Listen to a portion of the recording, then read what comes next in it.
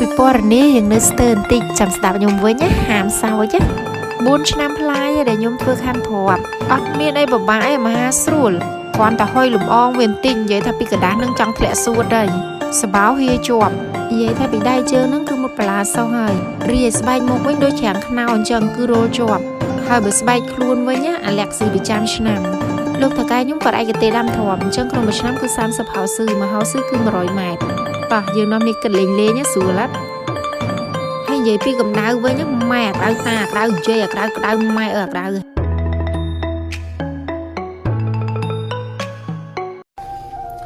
មកធ្វើការស្រុកគេវាងាយស្រួលទេគ្រាន់តែពេលខ្លះ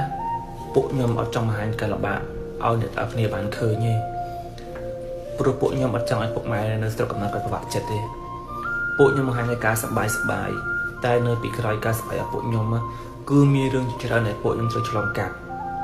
គ្មាននរណាម្នាក់ចង់ចាក់ជីវិតកក់ក្ដៅមករស់នៅឯកាម្នាក់ឯងទេតែ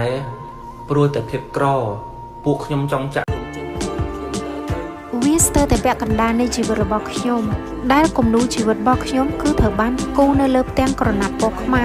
មិនត្រឹមតែប៉ុណ្ណោះវិចិត្រករនៃជីវិតរបស់ខ្ញុំគឺគាត់បានចាក់ពណ៌ខ្មៅស្រអាប់ច្រើនមែនទែននៅលើផ្ទាំងគំនូរមួយនេះជីវិតរបស់ខ្ញុំប្រៀបបានដូចជាការរស់នៅក្នុងប្រអប់បិទជិតមួយដែលគ្មានសូម្បីតែទឹកខ្យល់និងអាហាររូបត្ថម្ភផ្សេងក៏ប៉ុន្តែខ្ញុំគឺជាមនុស្សស្រីម្នាក់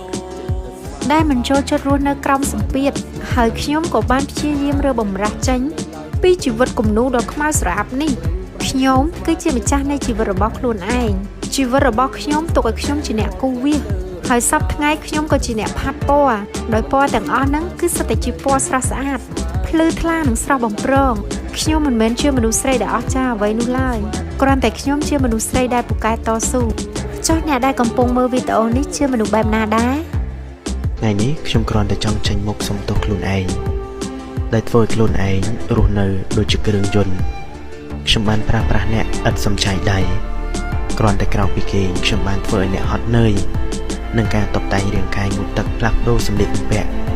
ប្រាអ្នកឲ្យរស់នៅក្រោមសម្ពាធជុំវិញទិសទី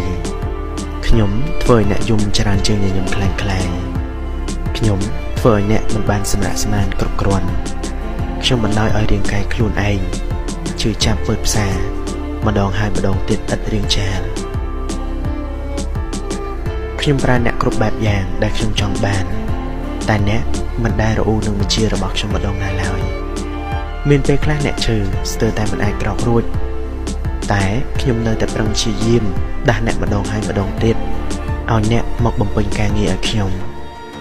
បើខ្ញុំជាអ្នកខ្ញុំប្រហែលជាមិនអាចស៊ូនឹងកាតព្វកិច្ចដ៏ច្រើនមហិច្ឆតា